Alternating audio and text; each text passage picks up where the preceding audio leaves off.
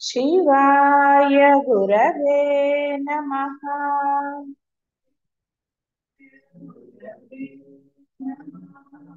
शिवाय गुरवे नमः।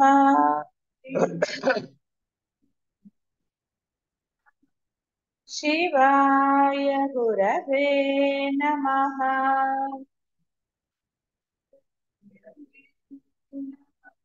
शिवाय गुरवे नमः।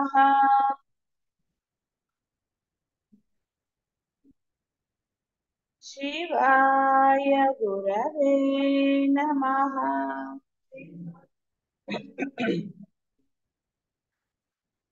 शिवाय गुरवे नमः।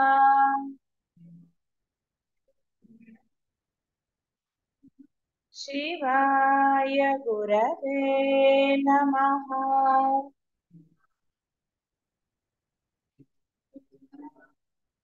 शिवाय गुरवे नमः।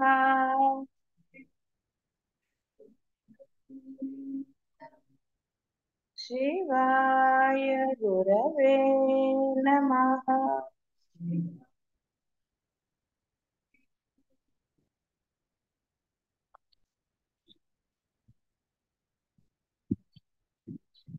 విషయానుభవము ప్రమాదమని తెలియని వాడెవడు? అసత్యము పాపమని తెలియని వాడెవడు? కోపము చెడ్డదని ప్రతివానికి తెలుసు కదా. అలా తెలిసి కూడా ఆయా పాపములను చేయుచునే ఉన్నారు. ఒక వస్తువును తినకూడదని తెలిసి కూడా ఆ శక్తి ఏమిటి అంటే అలా మన చేత మీ చేత చేయించే శక్తి ఏమిటి అని. అదంతా పరమేశ్వరుడు కాబట్టి కొంచెం అర్జునుడు అడిగాడు, ఎందుకు చేస్తున్నారు వీళ్ళు అని. ఎందుకు చేయిస్తున్నారు అనేది నిజంగా కొంత సమర్థింపే కదా. మిమ్మల్ని ఎవరు చేస్తున్నారు? తెలిసి పాపం ఎందుకు చెయ్యాలి? చెయ్యకూడదని తెలియని చిన్న వయసు వేరు, కానీ అన్నీ తెలిసిన వయసులో కూడా తెలిసి చేస్తున్నారు. అందుకని అర్జునుడు కూడా కొంచెం తెలివిగా అడిగాడు, ఎందుకు అలా చేస్తున్నారు వాళ్ళు పాపం అని. ఏ శక్తి అని నిన్న చెప్పుకున్న జన్మ జన్మాంతర సంస్కారాలు అని అంటే వీడు బాగుపడతాడా? ఎవడండి, నేనే చేయటం లేదండి, నా పూర్వజన్మ వాసన నన్ను వదలలేదంటే వాడు అంటాడు, సరే వదిలిస్తా ఉండని నాలుగు బీగుతారు. అప్పుడేమవుతుంది? ఎప్పుడైనా సరే చూడండి, ఒక అసత్యం కానివ్వండి, ఒక ఇది కాని ఎవరన్నా నిలదీసినప్పుడు కదండి దాని గురించి వాడికి భయం. నిలదీయకపోతే నా అంత గొప్పవాళ్ళు లేడంటాడు. అంటే ఇక్కడ ఎంతో మంది ఎన్నో తప్పులు చేస్తూనే ఉన్నారు. చెయ్యలేదు అనడానికి లేదు బాహ్య ప్రపంచాల్లో. ఇంకా సత్సంగంలోని వాళ్ళు కడు జాగరూకతతో ఉండాలి. ఒక అసత్యం అనేది ఎంతటి మహాపాపమో కొన్ని కథలు కూడా ఉన్నాయి అసత్యం గురించి. అలా ఒక పాపం కానివ్వండి, ఏదైనా సరే ఇది కూడదు అని తెలిసిన తర్వాత సత్సంగ వాళ్ళు ముఖ్యంగా కేవలము అహం బ్రహ్మాస్మి స్థితి అనుకున్న వారు ఎట్టి పరిస్థితిలోనూ చెయ్యరాదు. చెయ్యరాదంటే చెయ్యరాదు, మనసులో కూడా చెయ్యరాదు. ఎందుకంటే ఆ దోషము మిమ్మల్ని సాధనకి ముందుకు తీసుకువెళ్ళదు.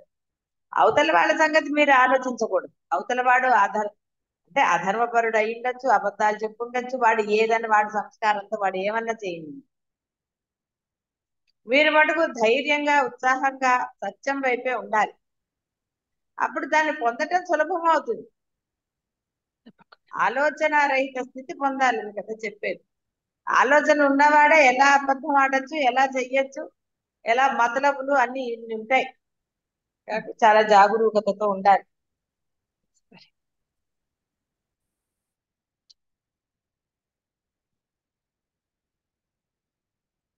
పాపము చేయవలనని కోరిక లేకపోయినను పాపం చేస్తున్నానని ప్రతికూల శక్తి జీవుని యందు ఎంత బలవత్తరంగా ఉన్నదో అని అనుకుంది.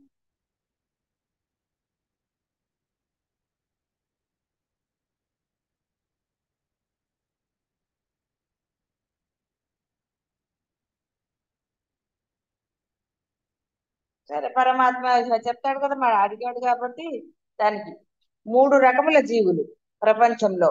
ఎన్నడూ పాపం చేయని వారు, పాపము చేయ తలంపు లేని వారైనను, ఏదో ప్రేరణ చే పాపం చేయువారు, కావలనని పాపము చేయువారు. మొదటి తరగతి వారు అంటే ఎప్పుడు పాపం చేయని వాళ్ళు ఉత్తమోత్తములు, జీవన్ముక్తులు, మాయను దాటిన వారు. వీరి ఎదుట ప్రకృతి యొక్క కుట్రలు పన్నాగాలు సాగవు. 2వ తరగతి వారు సాధకులు, వీరిని గురించే అర్జునుడు. 3వ తరగతి వారు నికృష్టులు. ఎందుకు నికృష్టులు అన్నాడు? కావాలని చేసినాడు తెలిసి కూడా, ఏదో బలత్కారంగా. ఇప్పుడు 2వ వాడిని సాధకులు అన్నారు. మీరు అంటారు కదండి, చేయవలసి వస్తుందండి అది ఇదని అని. అంటే అక్కడ మిమ్మల్ని సమర్థించలేదు ఆయన, చెప్తున్నాడు 3 రకాలు ఉంటారా ఇలాగా. కాబట్టి 3వ వాళ్ళని కావాలని చేసేవాడు, వాళ్ళని నికృష్టులు అన్నాడు. రాక్షస తత్వం కలవారు, మహా అజ్ఞానులు. కాబట్టి ఇక్కడ వీళ్ళందరూ కూడా మారి ఉత్తమోత్తములు కావాలి. ఇప్పుడు ఆయన ఏం చెప్తాడు అని భగవాన్ ఉవాచ. ఇప్పుడు పరమాత్మ చెప్తాడు. వినేవాడు ఎవరైనా ఎవరు చెప్పినా విన, కనీసం అయ్యో సాక్షాత్ పరమాత్మే బోధిస్తున్నాడు, మనం ఇంకా ఎంత చక్కగా ఉండాలి అనేది విఘ్నత కలిగిన వాడు. నీవు అడిగిన ఈ హేతు రజోగుణం వల్ల పుట్టిన కామం, సరే పూర్వజన్మ సంస్కారం అయిపోయింది చెప్పేసాడుగా, మళ్ళీ రిపిటేషన్ లేదు. రజోగుణం వల్ల చేస్తున్నాడు వాడు, అంటే తనకి కావాలి, ఏదో ఆనందం పొందాలి, ఇలా ఒక బుద్ధి, ఆ రజోగుణం వలన పుట్టిన కామం. ఇది క్రోధంగా పరిణమిస్తుంది. ఈ కామము ఎంత అనుభవించినప్పటికీ తృప్తి పొందదు, మహాపాపములకు కారణభూతమైనది అయి ఉన్నది. కాబట్టి ఇది సాధకులకి శత్రువు. అంటే ఎంత సంపాదించినా ఇంకా సంపాదించాలని ఉంటుంది కదండి, అందుకే చిట్టీలు వేయొద్దన్నాను. మీ సంపాదన మీకు సరిపోవటం లేదా? చిట్టీలు కాకుండా వేరే లేదా? ఎందుకంటే ఆ చిట్టీలు అలాంటివన్నీ ఒకరి డబ్బు మన అన్యాయంగా తిన్నట్టు కదా చిట్టీలు అంటే. అంటే ఏదైతే పాపకార్యమో అది మీరు చెయ్యరాదు, వేరే వాళ్ళు చేసుకుంటే చేసుకున్నారు. సత్సంగంలో కానివ్వండి, అద్వైతం అనండి, పాపరహితులు కావాలి అంటే, ఎందుకంటే ఆ పాపాన్ని మీరు అనుభవించవలసి వస్తుంది. మొన్నే చదువుకున్నారు కదా, వృధాగా వచ్చిన సొమ్ము ఎంతటి ఇదైందో. ఏం చేశాడు? కొడుకు చంపిపోయాడు, ఏం లాభం అయిందండి? కాబట్టి చాలా జాగరూకతతో ఉండాలి. అలా ఫ్రీగా వస్తోంది కదా అని చెప్పి అన్ని మనం అనుభవించరాదు, దానం చేసేయండి. మీ వద్ద అసలు ఉంచుకోనే రాదు, అసలు అధర్మమైనది రూపాయి అయినా సరే మీరు మళ్ళీ దాని యొక్క ఇది అనుభవించవలసి వస్తుంది. అందువల్ల దేనికండి అనవసరమైనది. అందుకే పరుల సొమ్ము పాముతో సమానం అన్నారు. అంటే ఆశించటం కానీ, దాని మీద ఆశపడటం కానీ విషంతో సమానం. అవన్నీ కూడా ఈ కోవలోకే వస్తుంది, పక్కింట్లో పూలు పోయటం కూడా. అంటారు మేము దేవుడికి ఇవ్వండి అని. దేవుడికి అయితే కొనుక్కోలేదు దండం పెట్టు, అంతేగాని పక్కింటికి వచ్చి పొద్దున్నే లేవగానే స్నానం కూడా చేయకుండా ఓ పొట్టేసుకొచ్చి టకటక పూలన్నీ కోసుకుని మళ్ళీ ఎంత ధైర్యంగా చూస్తారో. అదేదో వాళ్ళే చెట్టుకు నీళ్లు పోసి పెంచినట్టుగా బిల్డప్ ఇస్తారు. ఏమైతుంది కోసుకుంటే? అది కాబట్టి పరమాత్మ చెప్పాడు కదా, వాడు నికృష్టులు. ఎందుకంటే తెలిసి పాపం అడిగి కోయట్లేదు కదా, అడిగి కోయరు. అలా చేస్తే మీరు నికృష్టులు అనక ఏమంటారండి? అందుకే అలాంటి వాళ్ళతో వాదన చేయకుండా ఏమన్నా ఇలా రకరకాలు. ఎందుకంటే తెలిసి ఆ పాపాలు చేసుకోవటం మీరు. ఇక మీరు అహం బ్రహ్మాస్మి అన్నారు కాబట్టి మీరు అసలు కోయకూడదు, పక్కింటి ఆకు కూడా కోయకూడదు, జాగ్రత్తగా ఉంటుంది. అంతేగాని పర్వాలేదులేండి ఒక ఆకే కదా కోసామా అనకండి. ఏది చేయరాదు పక్కింటి. మన ఇంటి మీదకి మామిడికాయలు పడ్డా మనకే ఇచ్చేయండి కానీ మీరు తినకండి. ఏమంటే గోడ మీదకి వచ్చింది కదండి, అది మన ఇంటిదే అవుతుంది కదండి అంటే మూలం ఎక్కడుంది? అది అందువల్ల సిన్సియర్గా ఇచ్చేయండి. వాళ్ళు ఇస్తే తీసుకోండి, వాళ్ళు పర్వాలేదులే మీరు కోసుకోండి అంటే వంగిపోయి పోయకూడదు మళ్ళీ వాళ్ళ ఇంట్లో. ఎన్ని ఉంటాయి ధర్మ సూక్ష్మాలు, ఇన్ని ఉంటాయి. అందుకని ఎందుకు చెప్పండి, హాయిగా ఉండేది. సరే. కొనుక్కోగలిగితే కొనుక్కోండి, కొనుక్కోలేకపోతే దండం పెట్టి. అందుకే రావణ అలాగే. మహర్షి ముందు చెప్పాడు, ఏమిటి అన్ని పూలు పెడతా కానీ నీ దేవుడు నీ కోరిక తీర్చాడా, సంతోషించాడా, అదేం దేవుడు. దేవుడు ఆశించకూడదు కదండి పాపం. దేవుడే ఆశిస్తే భక్తులు ఎందుకు ఆశించాడు? ఒరే నాకు 1,00,000 పూలతో పూజ చేయరా అంటే వీడు ఎక్కడి నుంచో పట్టుకొస్తాడు మళ్ళీ డబ్బులు కొనాలిగా. ఇక ఆ 1,00,000 పూలు అంటే అందులో ఎన్ని ఉంటాయో పుచ్చులు అలా. ఎందుకండి 1,00,000 పూలతో చేయమని ఆయన అడుగుతా. కొన్ని ఏర్పరిచాడు శాస్త్రాలు, ఇలా చేసుకోరా నీకు అన్నప్పుడు నువ్వు నిజంగా అంత శ్రద్ధాభక్తులతో చేస్తావు కాబట్టి తీరి కూర్చొని నికృష్టత్వం పొందకూడదు అని చెప్తాను.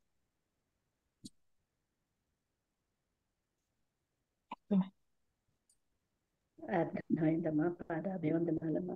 కాబట్టి పాపము చేయకూడదని అనుకున్న జీవుడు కామం వల్ల రజోగుణం అంటే ఇది కూడా కేవలం ఆయన కరుణతో చెప్పిందే. వీడికి వచ్చింది కదండి పాపం చేయకూడదని తెలుసు, అది తప్పని తెలుసు. అయితే ఇక్కడ కొన్ని ఉన్నాయిలేండి. నేను ఎందుకంటే పాపం కొంతమంది రేఖీ వల్ల కొన్ని చూశాను, వాళ్ళు ఎంతో ఇదిగా నా వల్ల నేను చెయ్యనండి అంటారు. కానీ ఇక్కడ ఆ కుటుంబ సభ్యులనండి, మరి అది వాడి పూర్వజన్మ ఇదా అసలు ఏమిటో తెలియదు అక్కడ. నేను కూడా చెప్పను కానీ, ఎందుకంటే వాళ్ళు బలవంతంగా అవతలి వాడి వల్ల పాపం చేయవలసి వస్తుంది. అది ఎందుకు పాపం వాళ్ళు ఏడ్చేవాళ్ళు, మేము ఎంతో పరమాత్మని వేడుకుంటున్నామమ్మా, అయినా సరే దేనికి ఇది జరుగుతోంది అనేది అర్థం కావటం లేదు, ఇందులోంచి రక్షించండి. అదే చెప్పాను, ఇంకొంచెం ఎక్కువ చేసుకోండి, బహుశా ఆ పూర్వజను ఆ పాపమే అనండి, మీరు చేసినవి అవన్నీ ఇప్పుడు వారి చేత మీ చేత చేయించబడుతుంది అంటున్నారు కదా.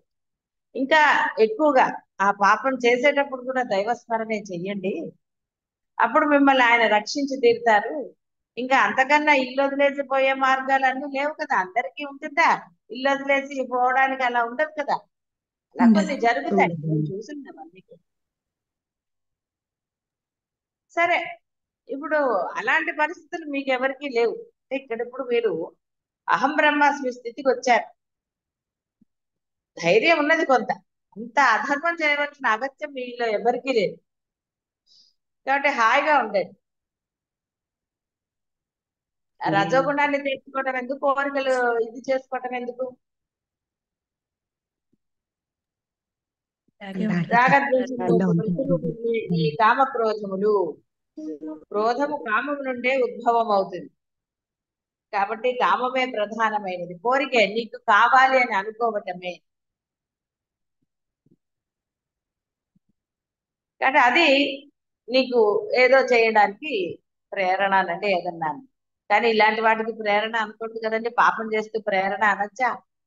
ఏదో ఇప్పుడు రాజు ఒరే యుద్ధం చేయరా వాడిని 4 పీకి మనకి ఇది కట్టమని అన్నారు అనుకోండి, పాపం వాడికి తప్పదు భటుడికి, ఎందుకంటే మరి రాజుగారు ఆజ్ఞ పాలించాలి. కాబట్టి అక్కడ ధర్మమో అధర్మమో ఇతనికి రాదు, అది రాజుకు వెళుతుంది. ఇతను కేవలం అతని ఆజ్ఞ పాలించిన వాడే. ఇంకా ఇతనికి అంటే ఇందాక చెప్పినట్టుగా అతనికి ఈ పాపం చేయడం ఇష్టం లేదు అనుకుందాం, అంటే రాజుగారి అధర్మపరుడైనప్పుడు అతను ఉద్యోగం మానేసి వెళ్ళాలి.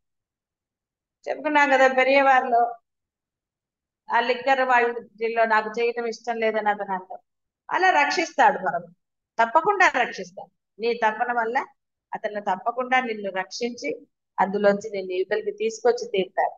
అలాంటివి జరుగుతాయి. నీ మనసే, నీ తపనే ఆ తపస్సుగా పరమాత్మ స్వీకరిస్తాడు, నిన్ను ఆ ఊబిలోంచి రక్షించి తీరుతాడు.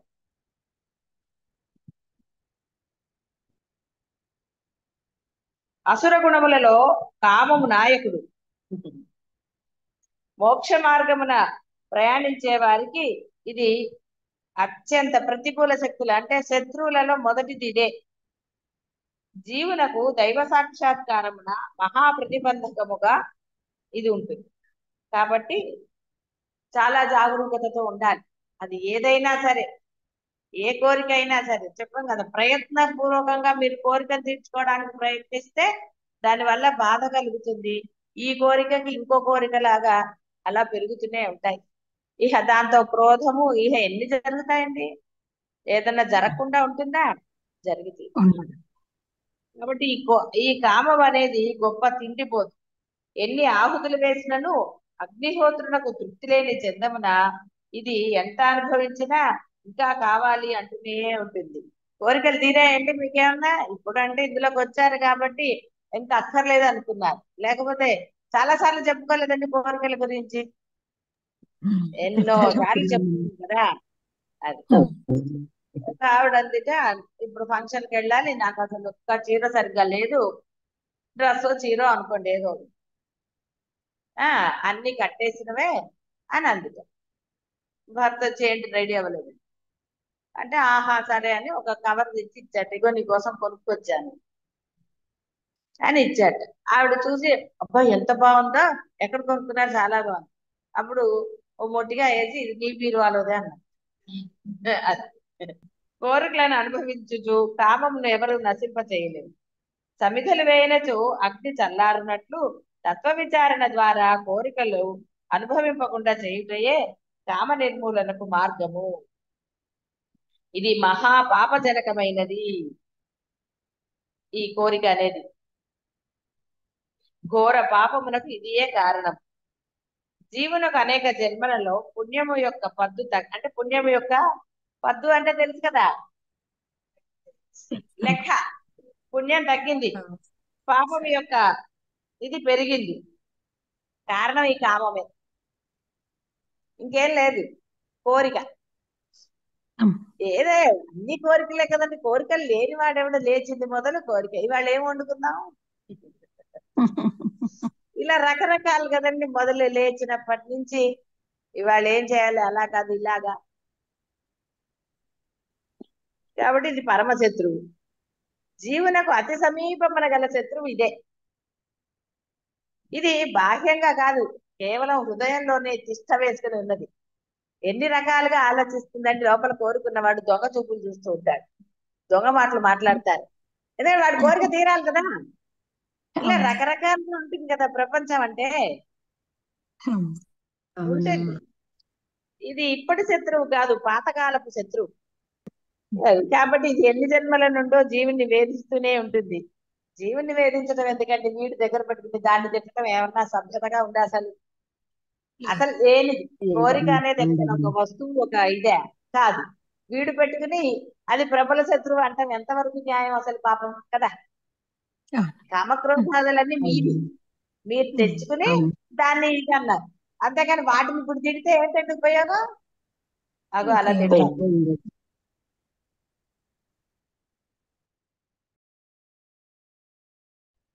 అతని ఆత్మ స్వాతంత్రాన్ని గుంజుకుని అది ఇది అని అన్నారు. పాపం నాకైతే వాటిని తిట్టబుద్ధి కాదండి. మీరు తెచ్చుకుని వాటిని రమ్మని బలవంతంగా కోపాన్ని తెచ్చుకుని కోరికలు తెచ్చుకుని ఇప్పుడు వాటిని తిట్టడం ఎందుకు? అది మిమ్మల్ని పాడు చేస్తుంది అంటున్నారు. అసలు అవి ఎక్కడున్నాయండి? ఏమన్నా షాపుల్లో దొరుకుతాయా?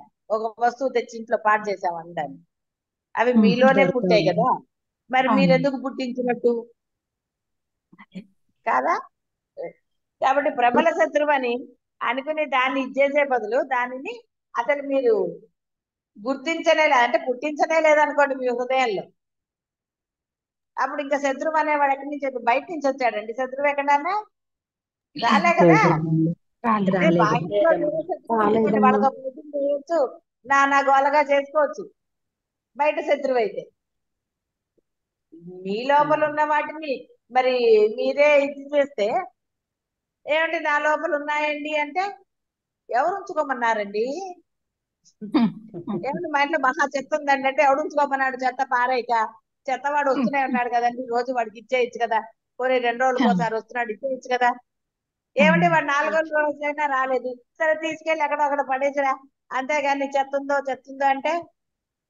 కాబట్టి లోపల నాకు ఇవి ఉన్నాయండి, అవి ఉన్నాయండి, ఏమిటోనండి అవి పోవటం లేదంటే ఎందుకు పోతాయి? ఆయన ఏదో పాప కరుణ కాదు, మళ్ళీ ఎన్నిసార్లు తిడతాడని సాధకుల్ని వాటిని తిట్టాడు. ఇది అర్థం చేసుకోవాలి సాధకుడు, ఇండైరెక్ట్ గా నన్నే తిడుతున్నాడు. పరమాత్మ ఇండైరెక్ట్ గా మిమ్మల్ని తిడుతున్నాడు. చాలా తప్పదు. అవునా, ఆలోచిస్తే మీకే అర్థమైంది కదా, కోరిక ఏం బయట నుంచి రాలా. ఏమంటే ఆవిడ నెక్లెస్ చేసుకుంటే నా కోరిక రాలేదండి అని హ్యాండ్ బ్యాగ్ ఇవ్వటం వల్ల పువ్వులు వచ్చాయి అన్నట్టుగా ఆవిడేదో ఇచ్చింది అనుకోండి. ఇప్పుడు హ్యాండ్ బ్యాగ్ తిట్టో ఆవిడ అంటే ఏమన్నా అర్థం ఉందా? నేను లేదమ్మా. ఆవిడనే వల్లేదండి అన్నానా? లేదమ్మా. మళ్ళీ మీ దగ్గరికి లేదు. వచ్చి. అలాగే ఆవిడేదో మరి ఆవిడ కొనుక్కుంది వేసుకుంది. అది చూసి నువ్వు కావాలని అనుకోవటం వల్ల కదా ఇంట్లో మొదలైంది యుద్ధం రకరకాలుగా.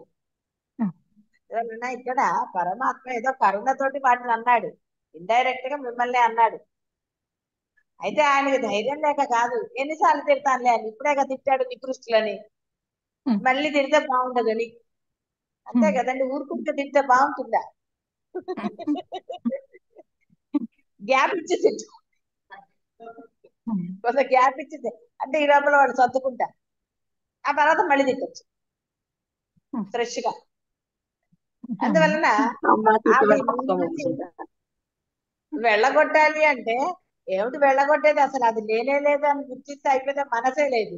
ఆ మనసులో మరి మరి నానా చెత్త పెట్టుకుని చెత్త చెత్త అంటే మరి అది నిర్మలత్వం ఎప్పుడు అవ్వాలి? ఎప్పుడు మీరు అహం బ్రహ్మాస్మి అనాలి. కాబట్టి వ్యాధిని పైపైన నివారించుట కంటే మూలాన్ని విచారించి సమూలంగా దానిని తొలగించాలి, అదే శ్రేయస్కరం. కాబట్టి మీరు ఈ సంసార దుఃఖములను పైపైన నివారించుట కంటే దుఃఖములన్నిటికీ మూలమేమో విచారించి ఆ సంసార వృక్షములకు బీజ రూపం ఉన్నట్టు ఆ యొక్క కోపాన్ని అంటే కామాన్ని పెకిలించి వేయుటకై ఉద్యమించాలి. ఒకడు ఫోన్ మాట్లాడుతున్నట్ట, అవతల ఒక ఏదేదో అంటే అన్ని వేసి కొనుక్కో, అది చేసుకో, ఇవన్నీ అన్నిటికీ వేసానేసాడు. అతని చుట్టూ ఉన్న ఫ్రెండ్స్, అబ్బా వీడు ఏంటి భార్యకి ఇన్ని కొనిచ్చేసి అన్నిటికీ సరే అనేస్తున్నాడు అని అనుకున్నట్ట. అప్పుడు అయిపోయి తర్వాత పెట్టేసేస్తా ఒక ఫ్రెండ్ అన్నట్ట, ఏంట్రా అలా నువ్వు భార్య కన్య అంటే ఇది నీ ఫోన్ రాని ఇచ్చాడు.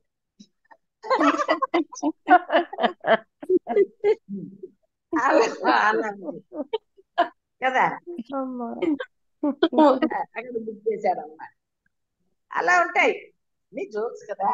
అలాంటి మీరు కూడా ఏమన్నా అప్లై చేశారేమో ఆలోచించుకోండి. సరే, ఏది లేదమ్మా. ఆలోచించుకుంటే అవన్నీ అనవసరమైనది. పిల్లి మీద ఏదో పిల్లి మీద అలా పెట్టి, పొగ చేత అగ్ని, మురికి చేత అద్దము, మావి చేత గర్భమునందలి శిశువు కప్పబడి ఉంది లాగున కామము చేత ఆత్మజ్ఞానము కప్పబడింది. అందులో సందేహం లేదు కదా. ప్రతి జీవి యొక్క హృదయం నందు ఆత్మ దేదీప్యమానంగా ప్రకాశిస్తున్నది. అది కామాదులచే ఆవరించబడటం వలన మీకు అనుభూతం కావటం లేదు. దానికోసం పరమాత్మ 3 దృష్టాంతాలు చెప్పాట. అదే అగ్ని దుమ్ముచే, గర్భస్థ శిశువు మావిచే అన్నట్టుగా ఈ 3 చెప్పారు. కాబట్టి అక్కడ పొగొస్తుంది కాబట్టి అగ్ని లేదని ముట్టుకుంటే ఏమవుతుందండి? కాదు. అద్దం దుమ్ముగా పెట్టాలండి. రోజు అద్దం చూసుకునే వాళ్ళకి అద్దం ఫ్రెష్ గా ఉండాలి కదా, కాబట్టి అది ఛాన్స్ లేదు. కాబట్టి ఆత్మ కామంచే కప్పబడి ఉన్నది. పొగచే కప్పబడినప్పుడు అగ్ని ఉన్నట్లు తెలియదు. అలాగే దర్పణాదులు ఇలాంటి.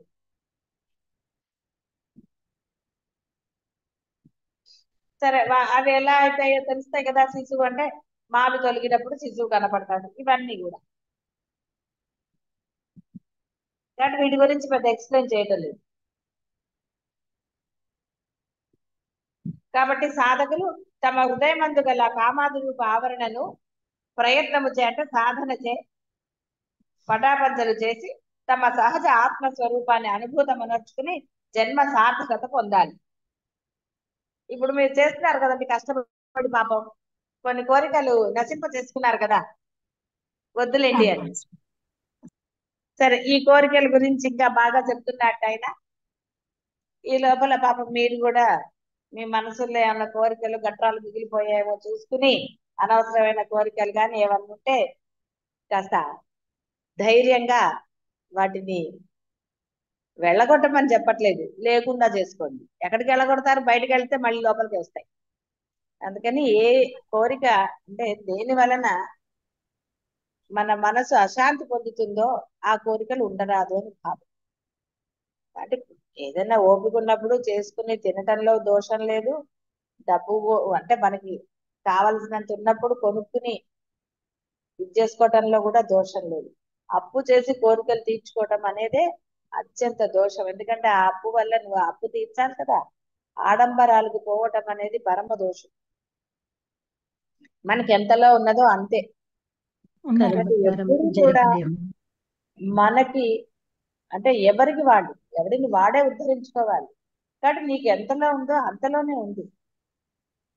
అది ఎప్పుడు నిన్ను పరమ ఆనందంగా ఉంచుతుంది. ఒకటి ముందర చెయ్యి చాపవలసిన ఆవశ్యకత దేనికి మనకి. కాబట్టి కోరికలు ముందర మనం బానిసలు అవ్వకూడదు. మనం ఎప్పుడూ కూడా ఆత్మస్వరూపులం, ఆనంద స్వరూపులం, ఆనందంగా ఉండాలి. అందువలన ముఖ్యంగా సాధకులందరూ కూడా అనవసరమైన కోరికల జోలికి వెళ్ళకండి, వాటిని పెంచుకోకండి. అసలు మీది కాని విషయాల్లో మీరు కల్పించుకోకండి. చాలా జాగరూకతతో ఉండాలి. ఈ యొక్క అలాగే. కోరికలు అనేది ఒక్కదానికి మీరు కనుక ఎస్ అంటే అది కోరిక ప్రవాహం అవుతుంది. అందువల్ల మొదట ఈ కోరిక పెంచుకోండి. నేను అహం బ్రహ్మాస్మి స్థితి పొంది తీరాలి అన్న కోరికను పెంచుకోండి. ఇది మీకు పరమానందాన్ని కలుగజేస్తుంది. ఏది మీకు అవసరం లేదో దాని వైపు మీ యొక్క మనసుని వెళ్ళనివ్వదు, మీలో అశాంతి కలగనివ్వదు. అందువలన సాధన ఎందే తత్పరులై సాధన ఎందే మనసు పెట్టండి. శుభం భూయాలు. శివాయ గురవే నమః.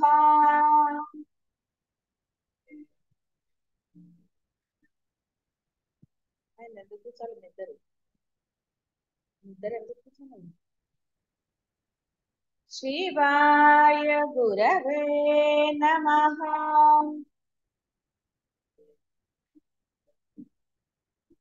శివాయ గురవే నమః.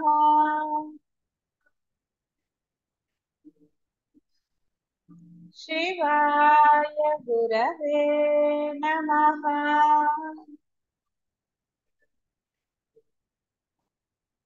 శివాయ గురవే నమః.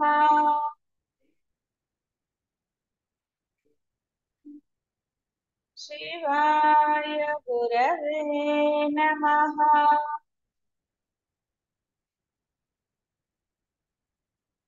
శివాయ గురవే నమః. అగ్నివలే తృప్తి చెందనిది, ఆశారూపమైనది, జ్ఞానికి నిరంతర శత్రువకు ఈ కామము చేత జ్ఞానము కప్పబడి ఉన్నది.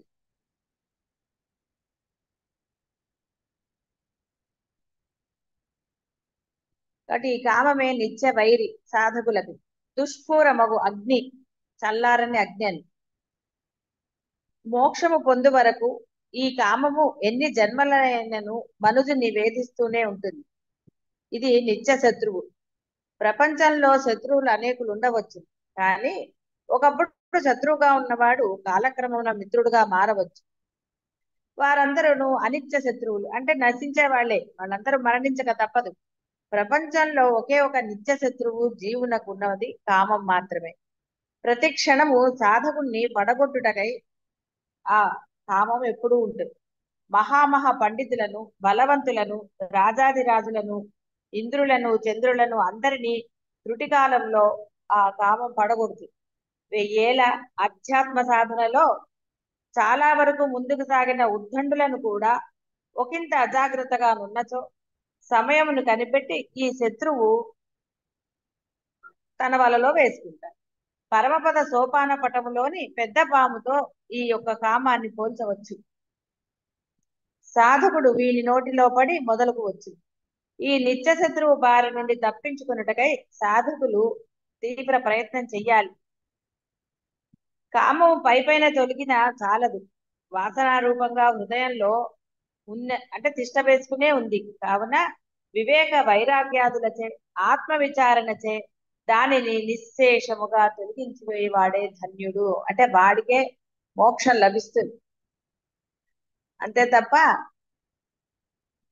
ఇంకా ఒక కోరిక, ఆ కోరిక, ఈ కోరిక అని ఏది కూడా సాధనను అసలు ముందుకే వెళ్ళనివ్వదు. సాధనే జరగదు. సాధన లేనప్పుడు మోక్షం ఎలా సిద్ధిస్తుంది? కాబట్టి ఇలాంటివి కోరికలు అంటే అర్థమైంది కదా. మీ కోరిక వల్ల మీకు గాని, మీ ఇంట్లో వాళ్ళకి గాని, పక్క వాళ్ళకి వెనక ఎవ్వరికీ కూడా నష్టం జరగరాదు. అది చాలా సహజంగా ఇబ్బంది పెట్టనిదిగా ఉండాలి. మొదట మీ మనసులో ఆ కోరిక పట్ల ఎలాంటి ఉద్రేక భావనలు కలగరాదు. తీరకపోతే ఏం చెయ్యాలి, తీరితే ఏం చెయ్యాలి, ఇవన్నీ ఉద్రేక భావనలే. కాబట్టి ఏదీ లేకుండా సహజంగా ఏర్పడిన వాటికి చింతించవలసిన అవసరం లేదు. అది సహజంగా కలుగుతుంది, సహజంగానే తీరుతుంది. ఏదైతే మీలో ఉద్రేకాలను, రాగద్వేషాలను కలిగించేది ఉంటుందో అది మిమ్మల్ని ఊబిలో పడివేస్తుంది. అంటే జనన మరణ చక్రాల్లో పడవేస్తుంది. అందుకని చాలా జాగరూకత. అందుకే చెప్పింది సాధకుడికి అలసత్వము, ఈ గుణాలు ఏవి ఉండరు. వలె సముద్రం వలె కామము ఎప్పటికీ పూర్తి అవ్వదంటే ఇంకా చాలు అనదు. 86 ఏళ్ళు వచ్చినా, 90 ఏళ్ళు వచ్చినా వాళ్ళకంటూ మళ్ళీ ఏదో ఉంటుంది. తినాలని కానీ, వెళ్ళాలని కానీ ఏదో ఒకటి ఉంటుంది. వాళ్ళకి వెళ్ళలేని శక్తి లేదు, తిని అరగించుకునే శక్తి లేదు, అయినా వారికి వస్తుంది. ఇది అలాంటిది కామం అనేది. అందుకే ఎప్పుడు కూడా దానికి ప్రియారిటీ ఇవ్వకూడదు. అయితే అవుతుంది, లేకపోతే లేదు అన్న సహజ లక్షణంతో ఉంటేనే సాధకుడు అనేవాడు పూర్ణత్వం పొందుతాడు. ఎన్ని సమిధలు వేసినను అగ్ని చాలు అనదు. ఎంత నదీ జలం వచ్చి చేరినా సముద్రము అలాగే. అలాగే కామం కూడా అనుభవించుచు దానిని ఎవరును తృప్తి పొందింపలేరు. అది మహాసనుడు. అంటే ఈ ఇప్పుడు ఇందాక మనం అనుకున్నట్టుగా ఎంత వేసినా కూడా అగ్నికి ఆజ్యం తోడైనట్టుగా అంటారు. అలా ఎంత చేసినా అది చల్లారదు, నిండదు అని. అలకని గంపలో నీళ్లు పోసినట్టే ఉంటుంది. ఆ కామాన్ని పూరించుటకు చేయత్నం. ఇది ఒక్కటే కదా, ఇది తీర్చుకున్నాక ఇక్కడ మనకి సహజంగానే ఉన్నాయి, పర్వాలేదంటే డబ్బులు బోల్డ్ ఉన్నాయి కదా, లేదా నాకు చేయటం వచ్చు, లేదా అదొచ్చు ఇదొచ్చు అనుకుంటూ దాని వెంట పరుగెడరాదు. నేనే చెప్పాను, ఉన్నప్పుడు కొనుక్కోవటంలో దోషం లేదని. అయితే ఆ కొనుక్కోవటం అనేది నీకు నిజంగా అవసరం ఉందా లేదా అనేది సాధకుడు ఆలోచించాలి. నువ్వు చేసే పని అవునా కాదా, ఆవశ్యకమా కాదా, ఆ కోరిక అనేది నిజంగా అది నీకు ఇప్పుడు అవసరమా. ఏం తోచట్లేదండి, సాధన చేయబుద్ధి కావట్లేదు కాబట్టి షాపింగ్ వెళ్ళాను అనకూడదు, డబ్బులు ఉన్నాయి కదా. కాబట్టి ఇలాంటివి సాధకుడు కూడని, ఏది అవసరమో అది కోరుకోవటంలో దోషం లేదు. ఏది అసలు అవసరమే లేదో దాని గురించి, అంటే దాన్ని కోరుకోవటము, దాని గురించిన ఏది చేసినా కూడా వాడు సాధకుడు అవ్వడు. అది ఏదైనా సరే, మీ దగ్గర ఎన్ని డబ్బులు ఉండొచ్చు, మీ చేతిలో కెపాసిటీ ఉండొచ్చు, ఏదైనా ఉండొచ్చు. రమణ మహర్షి చెప్పిన ప్రథమ ఉపదేశాన్ని మర్చిపోరా. నీదేంటో నీ దగ్గరికి వచ్చి చేరుతుంది. నీ ప్రయత్నం అవసరం లేదు. అలా ఉన్నవాడే అంటే అలా ఆచరణలో పెట్టే సాధకుడు మాత్రమే పరిపూర్ణ జ్ఞాని కాగలుగుతాడు. అలా లేనివాడు వాటెంబడి తిరుగుతాడు. కాబట్టి ఉన్నది కదా అని వెళ్ళి కొనుక్కొచ్చుకున్నానండి, లేకపోతే టైం పాస్ కి ఇలా రకరకాలుగా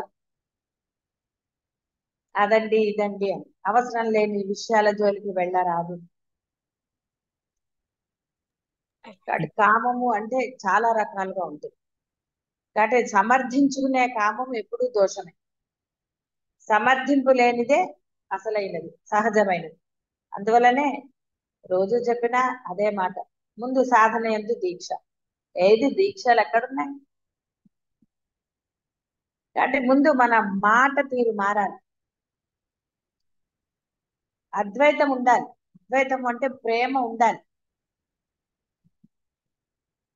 ఆ సంభాషణ కానివ్వండి, ఏదైనా సరే.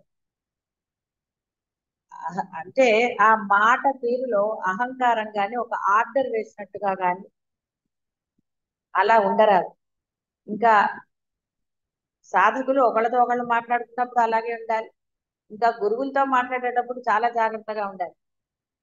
ఒకటి చెప్తే సరే అనాలి. ఇంగ్లీష్ లో షూర్ షూర్ అంటే అలాంటి పదాలు తగ్గించుకోవాలి.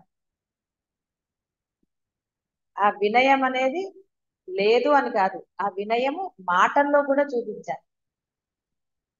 అప్పుడు మాత్రమే ఆ వైరాగ్యం అనేది సహజంగా లభిస్తుంది. సాత్విక గుణము సహజ లక్షణం అవుతుంది అప్పుడు. లేదా అది పోదు. గురువు ఒకటి చెప్పారు అంటే దానిని సరే అన్నారు, తెలుసు వెళ్తాను అని చేతులు చూపించడం ఇంతకుముందు కూడా చెప్పాను. అలాంటి పనులు చెయ్యరాదు అని. గురువు మీ యొక్క ఆ ఏజ్ అనండి, మీ యొక్క శారీరకం దానికి కరుణతో చెప్పారు. దానికి సరే అమ్మా అలాగే అని అంటే గురువు మీరు గౌరవం ఇచ్చినట్టు అవుతుంది. అలా కాకుండా ఇలా చేతులు చూపించో లేకపోతే ఇంకోటో ఏదో చెప్పి, ఇవన్నీ కూడా మీరు అనుకోవచ్చు నేను వినయంగానే చెప్పాను ఇదని. గురువు దగ్గర అలాంటివి చెయ్యకూడదనేది తెలియాలి.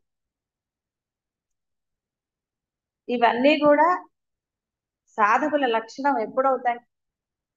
సాధకుడు అనేవాడు ఆ నిరంతరంగా ఆ బోధని ఏదైతే వింటున్నాడో అన్ని ఆచరణలో పెట్టాలి. ఆచరణ పెట్టి తీరాలి ప్రయత్నపూర్వకంగా. అద్వైతమే ఉండాలి. అద్వైతము అంటే వినయపూర్వకంగా ఉండాలి. కాబట్టి ఇక్కడ చాలా జాగరూకతతో ఉండాలి సాధకుడు. ఆచరణ అంటే చాలా తేలికగా మీరు తీసుకోరాదు. ఈ యొక్క గుణములు కనపడని విధంగా మీ మాట ఉండాలి. అలా రాదు, మౌనంగా ఉండండి సరే అనండి అంతే.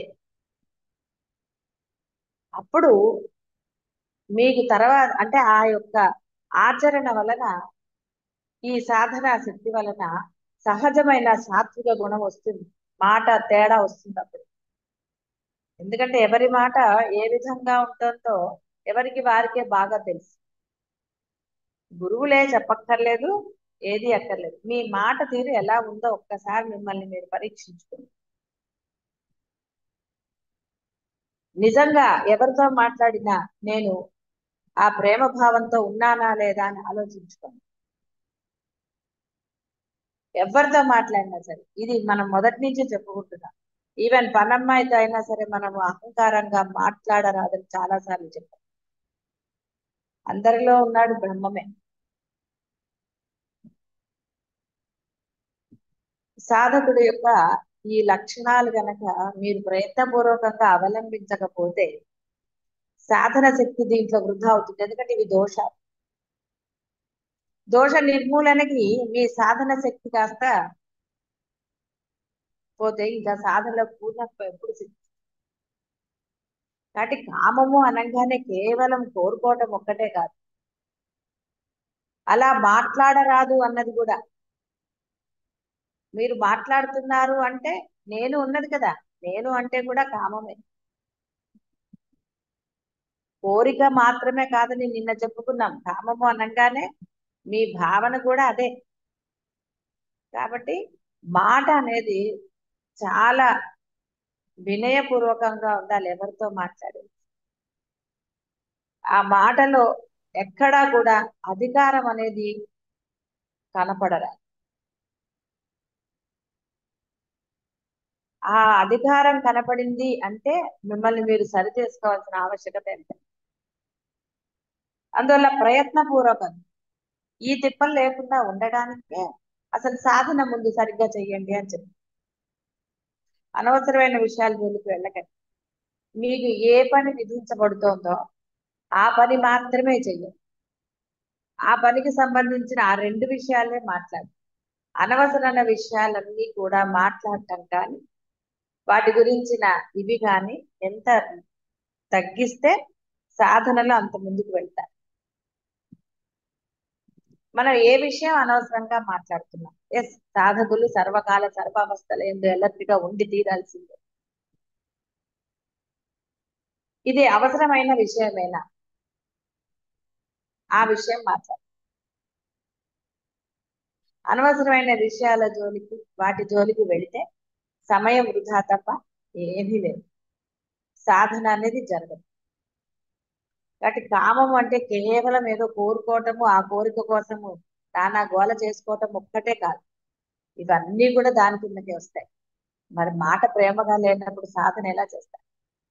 దోషం ఏర్పడిన తర్వాత నిర్మల హృదయం ఎవ్వరు కఠినంగా మాట్లాడలేదు. మీ మనసులో నిర్మలం ఉంటే గనక ఎవరితో మాట్లాడినా సరే, ఎవరితో అయినా సరే, ఆఖరికి బిచ్చగాడితో మాట్లాడినా సరే, మీ మాట మృదువుగానే వస్తుంది, కానీ అన్యంగా రాదు. మీకు అందరికీ ఈ విషయం తెలియదు, ఎంత తెలుసు, కానీ మీరు ఆచరణలో పెట్టడం,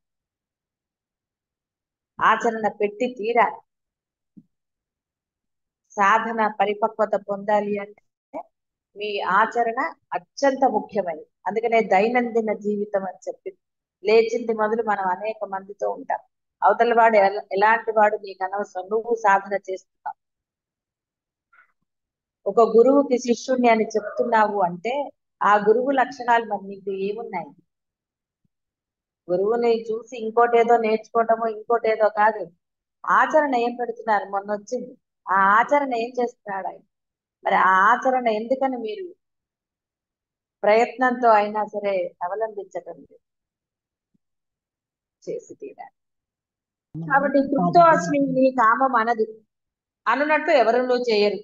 అగ్నిలో నెయ్యి వేయిచుండినచో అది చల్లారదు, పైపెచ్చు పెరుగుతూ ఉంటుంది. అలాగే కామము అనుభవించిన కొలది పెరుగుతుందే గాని తరగదు.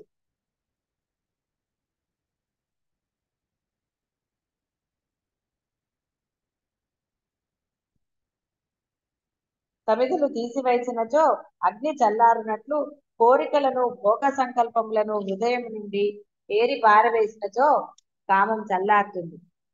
ఇదియే ఉపాయం కానీ అనుభవించుట కాదు.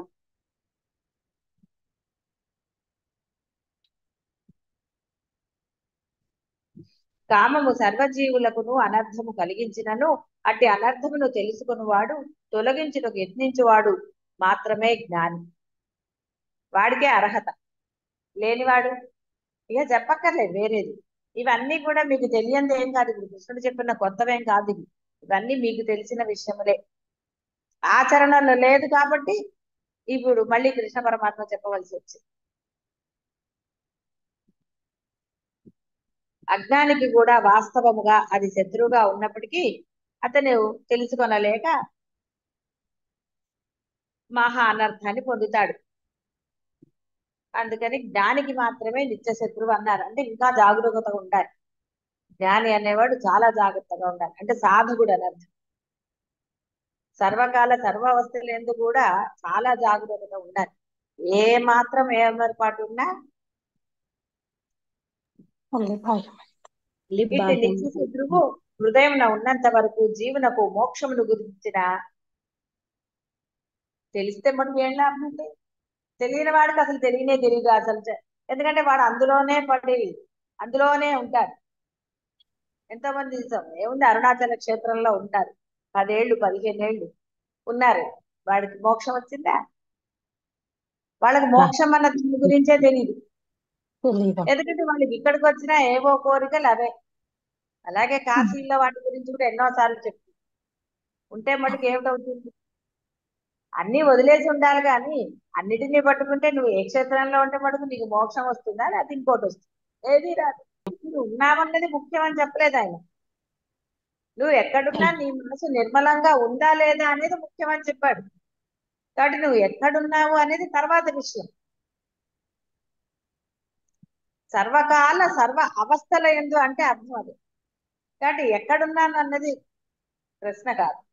ఎక్కడ ఉన్నా అంటే ఏ ప్రదేశంలో ఉన్నా, ఏ కాలమైన అర్ధరాత్రి నిద్ర లేపినా, ఏ అవస్థ అయినా సరే వాడు ఆ యొక్క సాత్విక గుణంతో ఉంటే మోక్షం దొరక ఏమవుతుంది? ఈ జన్మలో దొరకడానికి కదా ఈ ప్రయత్నం అంతా. అక్కర్లేదండి ఈ జన్మలో అంటే ఉండండి అలాగే, నష్టం ఏమిటి? కాబట్టి ప్రయత్నపూర్వకంగా మరి మిమ్మల్ని మీరు మార్చుకోవాలి, మాటలో తేడా రావాలి,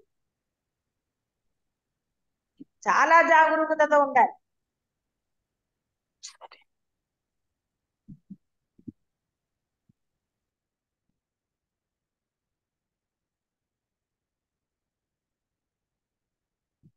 అనేక సాధనల ద్వారా అది తొలగించి వేసి తన జన్మ హక్కు అయిన ఆత్మానందాన్ని పొందవలసిందిగా కృష్ణ పరమాత్మ ఆదేశిస్తున్నారు.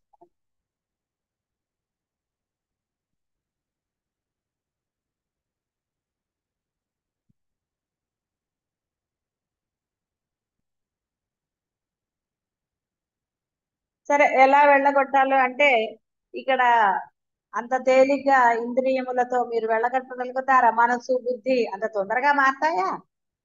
అంత తొందరగా మారు. ఇప్పుడు ఇదంతా అనుభవమే.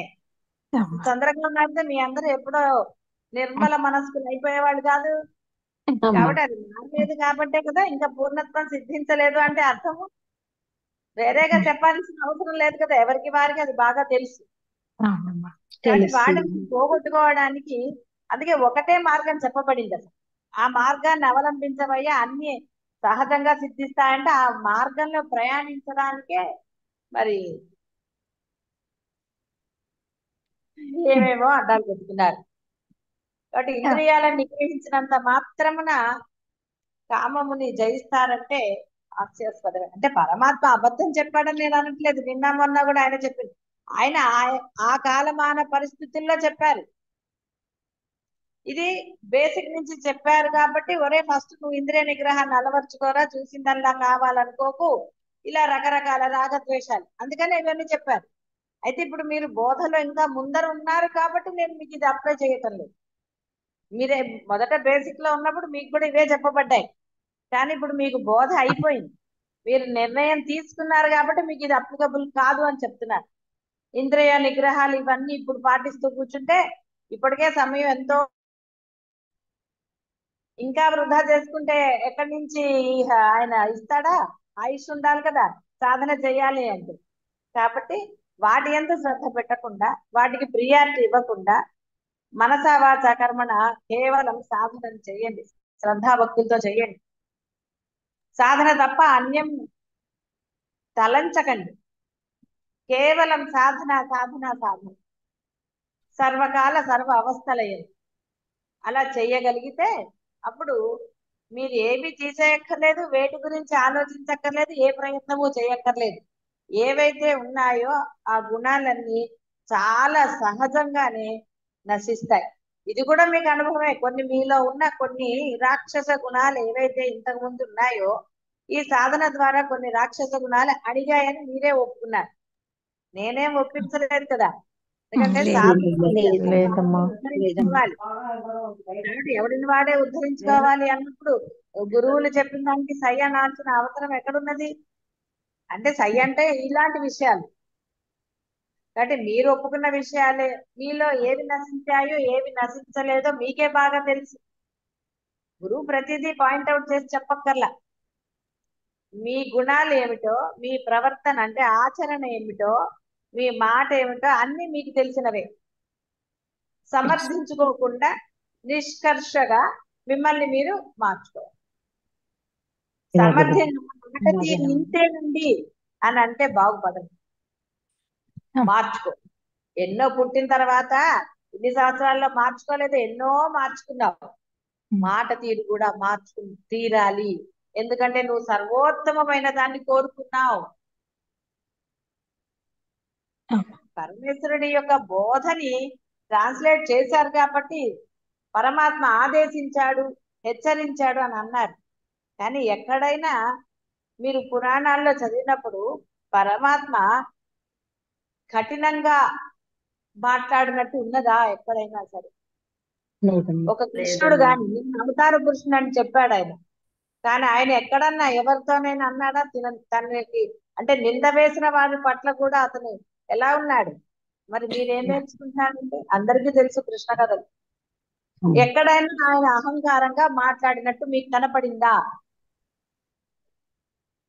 శిక్షించేటప్పుడు కూడా అత్త ఇంకా నీ కొడుకుది అయిపోయింది కాబట్టి ఇక అతన్ని సంహరించాలి అని చెప్పాడు తప్ప అహంకారంగా అసలు ఏమీ అనకుండా చంపేది ఎక్కడా ఉండదు మీకు. ఏ పురాణాల్లో రాముల వారు అంత చక్రవర్తి అయినా సరే అహంకారంగా ఉన్న వాళ్ళు ఎవరండి? రాక్షసులు. ఒక హిరణ్యకశిపుణ్ణి తీసుకున్నా, ఒక దుర్యోధన్ని తీసుకున్నా వాళ్ళు అహంకారపూరితంగా ఉన్నారు. మరి మీరు రాక్షసులా? ఆలోచించుకోండి మీ మాట తీరుని బట్టి, మీ వ్యవహారాలు, మీ ఆచరణ. పురాణాలు అన్ని తెలుసు కదా అందరికీ, అందరికీ తెలిసిందే. పురాణాల కథలన్నీ విన్నారు, సినిమాలు చూశారు. సినిమాల్లో కూడా ఎక్కడన్నా కృష్ణుడు అధికారంగా గాని అహంకారంగా మాట్లాడినట్టు కనపడిందా? రాముల వారు కానీ ఎవరైనా సరే అహంకారంగా మాట్లాడింది ఎవరండి? రాక్షసులే, దుష్టులే మాట్లాడారు అహంకారంగా. వేరే వాళ్ళు ఎవ్వరూ మాట్లాడినట్టు ఎక్కడా ఉండదు అసలు. ఒక భీష్ముడుగా అంటే ఉన్నతమైన వారు ఎవ్వరూ కూడా అలాగా మాట్లాడలేదు. ఒక రమణ మహర్షి మాట్లాడారా? పెరియవారు ఎప్పుడన్నా మాట్లాడారా? ఆయన కథలు అన్ని చూశారు. అసలు అక్కడ వరకు గురువు గారు ఎప్పుడన్నా మీతో అధికారంగా మాట్లాడారు? ఏ రోజన్నా మాటలు మరి గురువుకి అధికారం ఉంది, కావాలంటే ఆర్డర్ వేయగలడు.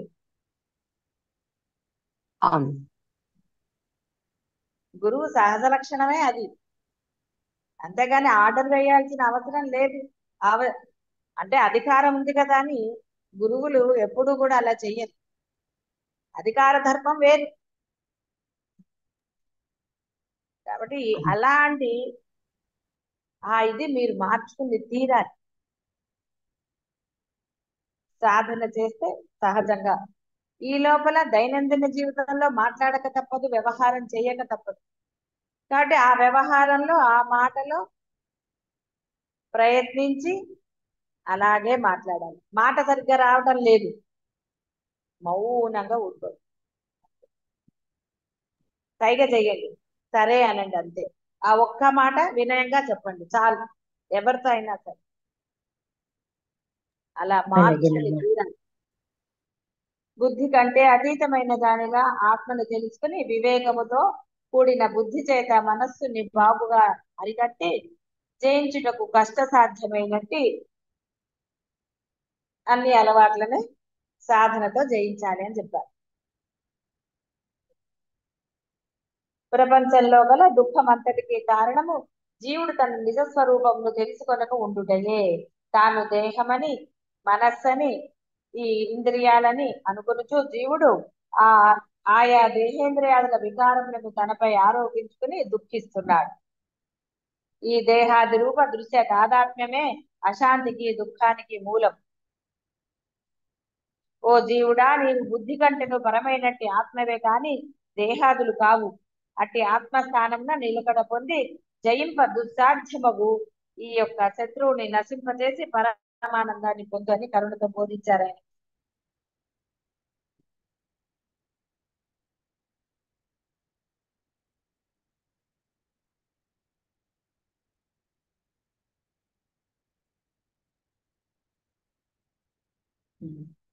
ఒక్కొక్క దృశ్య వస్తువుని పట్టుకుని అంటే ఇంద్రియాలని లొంగ తీసుకున్నట్టు కంటే సమస్తమునకు మూలముకు ఆత్మస్థానంను చేరినచో ఒక ఇంద్రియమేలా, మనస్సేలా, బుద్ధి ఎలా సమస్త దృశ్యము కూడా వశమైపోతుంది. అంటే అన్ని నశిస్తాయి, ఏదో అదే ఉంటుంది. అదే మొదటి నుంచి చెప్పబడింది. సాధన చెయ్యండి, ముందు సాధించండి అని, పూర్ణత్వం పొందండి అని. ఏం చేస్తాం, చెయ్యటం లేదు. సంసార దుఃఖం అంతయు శమించుటకు ఇది సులభ ఉపాయము. మూలం చేరడమే, ఆత్మగా మారిపోవడం అత్యంత సులభం. నడుచుచున్న రైలు బండిని ఆపవలనని వేల కొలది జనులు పట్టి వెనుకకు లాగినను అది ఆగదు. ఇంజన్లోని ఒక చిన్న బ్రేక్ వేసినచో ఆగిపోవు. ఇలా కొన్ని ఉదాహరణలు చెప్పారు. కాబట్టి ఈ అనాది దుఃఖజాలమంతయు ఇతరమగు ఏ ప్రక్రియ చేతను తొలగదు. దృశ్యముతోటి ఆత్మ యొక్క సంగమును ఛేదించాలి, అది అప్పుడు మాత్రమే అవుతుంది. కాబట్టి ఆ రహస్యం ఏమిటి అంటే ఆత్మలో నిలకడగా స్థిరముగా ఉండటమే. కాబట్టి ఆత్మలో స్థిరంగా ఉండాలి అంటే సాధన అత్యంత దృఢంగా చేయాలి. మిమ్మల్ని మీరు కఠినంగా ఇది చేసుకుని ఆ యొక్క దానిలో ఉండాలి. అప్పుడు అన్ని పనిచేస్తాయి. ఏ గుణాలు అనవసరంగా బయటికి రావు. ఎప్పుడు ఏ గుణం అవసరమో అదే వస్తుంది బయటికి. లేకపోతే రకరకాలుగా జరుగుతూ ఉంటాయి. కాబట్టి తత్వజ్ఞానము చే వాసనాక్షయం తప్పక కలుగుతుందని ఘంటాపదంగా చెప్పారు. కాబట్టి తత్వజ్ఞానము అంటే ఇవన్నీ వినటం వల్ల వచ్చిన జ్ఞానం కాదు, ఆచరణలో పెట్టడం వల్ల వచ్చేదే తత్వజ్ఞానం. జ్ఞానము అంటే తెలుసుకోవటం, తత్వజ్ఞానం అంటే మూలము తెలుసుకోవటం, అంటే ఆచరణలో పెట్టడం మాత్రమే. కాబట్టి ఆచరణలో ఎప్పుడైతే మీరు పెడతారో అప్పుడే, అంటే ఆచరణలో పెట్టడం అంటే దైనందిన సాధన ఆపేసి ఆచరణ చెప్పటం లేదు. సాధన చేస్తూ దృఢంగా చేస్తుంటే అసలు ఆటోమేటిక్ గా మీ వల్ల ఆచరణ కూడా జరుగుతుంది.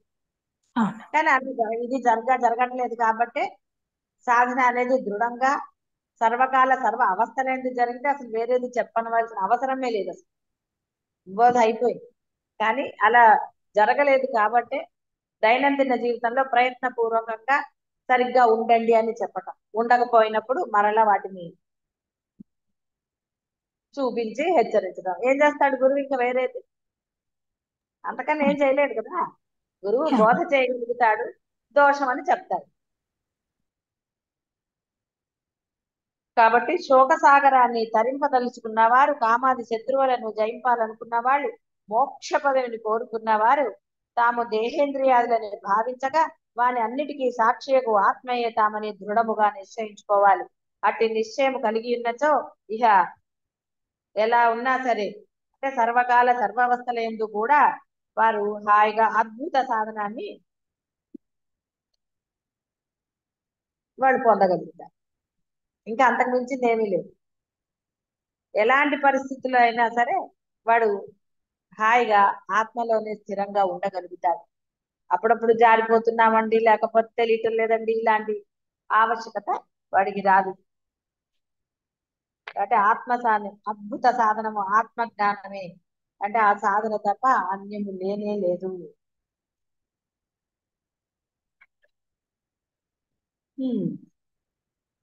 ఇహ జ్ఞాన యోగానికి వచ్చారు. మీరందరూ ఎప్పుడో జ్ఞాన యోగాలు అయ్యారు, యోగత్వం పొందలేదు అంతే. జ్ఞానం తెలుసు, ఆచరణ తెలుసు, తెలియంది లేదు. కేవలం ఏమిటి అంటే దాని పట్ల, అంటే ఏ ఆచరణ పట్ల, ఏ ఆచరణ వల్ల, అయితే ఏ సాధన వల్ల. ఒకటి సాధన అత్యుత్తమమైనది, సులభమైనది. రెండవది ఆచరణ. ఈ ఆచరణ చాలా కష్టం. క్షణానికి ఒక రకంగా ఉంటూ ఉంటుంది మనస్సు. మనుషులు మారుతూ ఉంటారు, వాళ్ళ ప్రవర్తన మారుతూ ఉంటుంది. కాబట్టి అందరితో ఒకే విధంగా ఆచరణ పెట్టాలి అంటే చాలా కష్టమైనది. అందువలన అత్యంత సులభమైన సాధనని ఎవడైతే, అంటే మీ అందరు జ్ఞానులు కదా, మీ అందరు కూడా మీకు తెలిసింది తత్వముని. మీరు తత్వం అంటే ఆ సారం మీలో నిండాలి అంటే అద్వైత సారం చేసి తీరవలసిందే. కాబట్టి సాధన చేయడమే వివేకవంతుడి లక్షణం. వివేకవంతుడు ఎప్పుడైనా సరే ఏది సులభంగా లభిస్తుందో దాన్నే పట్టుకుంటాడు, అంతే తప్ప కష్టమైన దాన్ని పట్టుకోడు.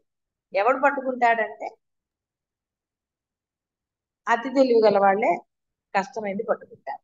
ఓవరాక్షన్ అంటాం కదా, పుట్టికెగిరినమ్మా నింగికి ఎగిరిందనేది సామెత చూసారా, అలా సులభమైన దాన్ని పట్టుకుని ఆనందంగా ఇది చేస్తారా అంటే, అనవసరమైన వాటిల్లో దూరితే ఏమవుతుంది? ఇటు కాదు అటు కాదు. ఆయన చెప్పాడు భ్రష్టుడు అవుతాడన్నాడు, రకరకాలుగా ఎన్నో తిట్టాడు. ఆయన కూడా, ఆయన ఏమి ప్రతిసారి కరుణతోటి ఉండరు, తప్పదు కదా. సామవేద దాన దంభేత తప్పదు. మరి గురువు గారు కోపడుతున్నారేనండి అంటే ఏం చేస్తారు? ఇంకా మీరు ఎన్ని సహించుంటారండి ఇప్పటి వరకు? ఇంతకుముందు మీరు ఇవన్నీ చేయలేదా? చాలా చేశారు. గురువే మారలేదు, మారమ్మా. గురువు గురువే. గురువు మారలేదు. మీరు ఎన్ని చేసినా పాపం గురువు అలాగే ఉన్నారు. కానీ శిష్యులు మటుకు మారలేదు. అందుకని ఇక దండోపాయానికి వచ్చాడు ఆయన. మరి తప్పటం లేదు ఇంకా. ఇక ఇప్పుడు అంటారు చూసారా, అప్పుడు వివేక చూడడం లేదు, ఎలా ఎక్కడ వచ్చింది జల్లెడ పట్టేస్తారు. ఇక ఇప్పుడు అది తట్టుకుని నిలబడే వాళ్ళు పూర్ణత్వం పొందుతారు. ఎందుకు వచ్చిందిలే ఊరికే కోపడుతున్నారు అనుకునే వాళ్ళు జనన మరణ చక్రం. ఆ చక్రం చాలా బాగుంటుంది కదా. ఇది జల్లెడ పట్టుతున్నారు ఇప్పుడు. ఎందుకంటే మీ దోషాలని నేను చెప్తున్నాను అంటే అదే కదా అర్థం. కాబట్టి చెప్తూనే ఉంటాను, మేము చేస్తూనే ఉంటాము అంటే ఆఖరికి ఏమవుతుందంటే, కాబట్టి మీలో ఈ జ్ఞాన తృష్ణని అనండి, ఈ సాధన అనండి, ఏదన్నా అనండి, సెగన పడ్డది కదా ఆయనకి, అవును బ్రహ్మానికి. హెచ్చరిస్తున్నాను నేను, మిమ్మల్ని బెదిరించడం లేదు. నేను బెదిరించాను అనుకుంటే చెప్పాను కదా, జల్లంలో జారిపోతారు కిందకి అంతే. గురువు ఎప్పుడు కూడా హెచ్చరికలు చేస్తూ ఉన్నతి కోసమే ప్రయత్నం చేస్తారు శిష్యుడికి. తాను ఉన్నత స్థితిలో ఉన్నాడు కాబట్టి కదా మిమ్మల్ని తీసుకురావడానికి ప్రయత్నం. అంతేగాని మిమ్మల్ని అందరినీ ఏరి పారేసిస్తారు అలాగా. అలా చేస్తే ఎందుకు తీసుకొస్తారండి? కంఠక్షోభకు బోధ ఎందుకు చేస్తారు అసలు? కాబట్టి ఇక్కడ జారిపోకుండా పట్టుకోవాల్సింది మీరే. జారిపోతాను అంటే అయ్య బాబాయ్ మన వల్ల కాదండి ఈ తిట్లు అవన్నీ. దోషాలు చేస్తే మటుకు తిడతారా అంటే, మరి నువ్వు దోషాలు మానకపోతే తిట్టకేం చేస్తారు? మీరు ఇంట్లో పిల్లల్ని తిట్టట్లేదా? మీ బంధాలను ఎవరిని మీరు తిట్టుకోవట్లేదు, తిట్టట్లేదు. మీరు సహిస్తున్నారా? గురువు ఎన్ని సహించేది ఇప్పటికి? అది ఆలోచించండి. మీ దోషాలు ఎన్నిటిని గ్రహిస్తున్నారు? ఇంకా ఇప్పుడు ఎందుకు సహించనన్నారు? కాలాతీతం అవుతోంది. ఎవరికి కాలాతీతం అవుతోందో గురువు చెప్పడు. ఆ తర్వాత దేహం లేకపోయాక విలపించినా ఏది చేసినా అర్థం ఉందా చెప్పండి? ఒక తల్లి ఏదో కొంచెం విసిగించింది భార్యని, ఒక కొడుకు కోడలు. తల్లి చాలా విసిగించింది, ఓకే. తల్లి హాస్పిటల్లో బెడ్ మీద ఉంది. ఇంకా డాక్టర్లు కూడా చెప్పలేమన్నారు. వారం రోజుల 10 రోజులు ఉంది, కొడుకు రాలేదు. చూడండి, తల్లి చనిపోయింది అని చెప్పిన తర్వాత వచ్చాడు కొడుకు అమెరికా నుంచి. అప్పుడు వచ్చి తల్లి శవాన్ని పట్టుకుని ఏవేవో సరే ఏదేదో అలా. ఏమిటండి, తల్లి నిజంగానే విసిగించింది, అంతగా విసిగించే ఆవిడ, అందులో సందేహం ఏం లేదు. కానీ హాస్పిటల్ బెడ్ మీద ఉన్న ఆవిడ ఇంకేం విసిగిస్తుంది? రావాలి కదా. అంటే ఎంత విసిగించిందో అని అనుకోవచ్చు, అందులో ఏం సందేహం లేదు. అలా అనుకుని ఉంటాడు. మరి ఎవరికైనా అంతే కదండి. ఏం జరిగింది అక్కడ? ఆ దేహం పోయాక నువ్వు ఎంత అనుకున్నా ఏదన్నా కూడా ఏమన్నా ఉపయోగం ఉందా? లేదు, ఏమీ లేదు.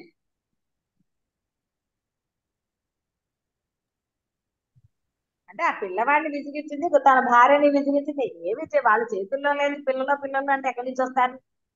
అసలు అది కాదు, మామూలుగా కూడా అనుకోండి, అది బాహ్యంలో. అందుకని పిల్లల్ని అనవసరంగా అయిన విషయాల పట్ల విసిగించకండి. మీకెందుకు అసలు? వాళ్ళ సంసారం వాళ్ళది. అనవసరమైన విషయాల్లో జోక్యం చేసుకుని అనవసరంగా వాళ్ళని నసపెట్టినా సాధించినా ఏ విషయంలో అయినా సరే ఏం అనుభవిస్తారు? ఆవిడ సరే, ఆవిడ చేసుకున్న దానికి ఆవిడకి తింటే అరగదు, తినకపోతే ఆకలి, కిడ్నీలు పాడే, అసలు ఎంత ఆవిడ నరకం చూసిందంటే అంత నరకం చూసింది. ఆవిడ ఏవో చేసింది, చేయలేదు అన్నట్లేదు, చేసిన దానికి ఆవిడ అనుభవించింది. ఏం లాభం చెప్పండి? ఉన్న ఒక్క కొడుకు కూడా రాకుండా. ఎందుకు విసిగిస్తే వస్తుంది? అమెరికాలో ఉన్న వాళ్ళని ఇక్కడి నుంచి విసిగించడం ఎందుకు? ఫోన్లు చేసి. అందుకనే చెప్తున్నాను, అనవసరంగా పిల్లలనే కాదు ఎవరిని విసిగించకండి. ప్రేమగా ఉండండి, అదే కదా మొత్తుకునేది. హాయిగా ప్రేమగా ఉండండి అందరితోటి. ఇలా ఉంటే మీరేదో అనుభవించడం కాదు, సాధకులు మీరు ఉండి తీరాలి. ఇది మామూలు దాంట్లో చెప్తున్నాను, అలా జరిగింది సామాన్య జనులుగా జరిగినప్పుడు. మరి మీరు అద్వైతంలో ఉండి మీరు అలా చేస్తే మీకు వాళ్ళకి తేడా ఏంది? అప్పుడు మీరు అనుభవించవచ్చు కదా. సాధనకు వచ్చి జన్మ రాహిత్యాన్ని కోరుకుంటున్నారు. మరి జన్మ రాహిత్యం కోరుకున్నప్పుడు మరలా ఎందుకు దోషం? మాటతో ఎందుకు దోషాలు చేస్తున్నారు? కాబట్టి మాటతో దోషాలు చెయ్యకండి. మాటతో దోషం జరుగుతోందంటే నోరు మూసుకుని అవతలకి వెళ్ళిపోండి. అలాగేనమ్మా. అంతే తప్ప తప్పకుండా. మాటతో ఒకరిని బాధించరాదు. సరే. అలాగే. అలాగేనమ్మా. జ్ఞానం గురించి తప్పకుండా వెళుతున్నప్పుడు చేస్తాను. జ్ఞానులు కావాలి కాబట్టి ఇంత చెప్పవలసి వచ్చింది. ఉమ్. ఆధ్యాత్మ జ్ఞానము మహిమ చాలా విశేషమైనది. ఇదే అందరికీ అంత సులభంగా లభించేది కాదు. ఎన్నో జన్మల పుణ్యం అని మామూలు మాటల్లో చెప్పాలంటే ఎన్నో జన్మల పుణ్యాలు ఆయన ఇది చేసి అత్యంత అనుగ్రహంతో, కేవలం పుణ్యం వల్ల మీకు దొరకలేదు, ఆయన యొక్క అపారమైన ఆ బ్రహ్మం యొక్క అనుగ్రహం వలన మాత్రమే మీకు లభించింది. దీనిని వృధా చేసుకోకండి. పరుషమైన మాటలతోటి, పరుషమైన చేతలతోటి అహంకారపూరితంగా ఉండకండి. జన్మరాహిత్యం కోరుకున్న వాళ్ళు, ఈ తప్పకుండా. జన్మలోనే కావాలి అనుకున్న వాళ్ళు సమయాన్ని వృధా చేయకండి. సరే. అనవసరమైన అలాగేనమ్మా. సంభాషణలతో కాదు, అనవసరమైన పనులతో కాదు. ఎందుకంటే ఈ నిర్మల బుద్ధి వస్తే ఇప్పుడు జ్ఞానయోగం మీకు అర్థమవుతుంది. ఇక ఇప్పటి నుంచి ఆయన జ్ఞానయోగం నుంచి అంతా ఆచరణ అవే చెప్తారు కాబట్టి ఇంత చెప్పవలసి వస్తారు. ఇకనైనా అన్ని ప్రయత్నపూర్వకంగా మార్చుకోండి. మీ ఆచరణ, అలాగే మాట చెప్తాను. అన్ని కూడా. లేకపోతే ఇప్పుడు ఈ బోధ కూడా మళ్ళీ వృధానే. బూడిదలో పోసిన పన్నీర్ లాగా వృధా చేసుకోకండి. ఇంత బోధ మీకు లభిస్తోంది. అపారమైన అనుగ్రహాన్ని వృధా చేసుకోకండి. జల్లడ పట్టినట్టుగా జల్లల్లోకి చేసుకోకండి. జారిపోకండి. దృఢంగా తీవ్ర ప్రయత్నంతో ఆ సాధననే పట్టుకుని ఉండండి. అలాగే. సాధన సాధన సాధన. నిద్ర రాకపోతే సాధన చెయ్యండి. అంతే తప్ప ఏవో వీలుగా అలాగా అలా కూర్చుని సమయాన్ని వృధా చేసుకోకండి. సాధన చెయ్యండి. తప్పకుండా పనుల చేస్తానమ్మా. గురించి వెళ్ళవద్దు. మరల చెప్తున్నాను. ఎక్కడున్నా సరే అనవసరమైన పని జోలికి వెళ్ళరాదు. మీరు సాధన చేయండి. మీ చేత చేయించాలి, చేయిస్తూనే ఉంటారు. అలాని బద్ధకంగా కూర్చోమని నేను చెప్పటం లేదు. ఈ భేదం మీకు తెలియాలి. కాబట్టి ఏది అవసరమైన పని అది చెయ్యండి. అవసరం లేని పని జోలికి వెళ్ళకండి. అవసరం లేని మాటలు తగ్గించుకోండి. తగ్గించుకోవడం కాదు, అసలు మాట్లాడరాదు సాధనలో సిద్ధి పొందే వరకు. మళ్ళీ జ్ఞానం లభిస్తోంది. దీనిని వృధా చేసుకోకండి. అందుకున్న వాళ్ళకి అనుకుంటుందండి. ఆచరణలో పెట్టిన వాళ్ళకే అది లభిస్తుంది. కాబట్టి ఆచరణలో పెట్టండి. ఆచరణ లేనిదే ఏది ఉపయోగం లేదు. మనసా వాచా కర్మణ ఆచరణ పెట్టి తీరాలి. శుభం పోయాలి.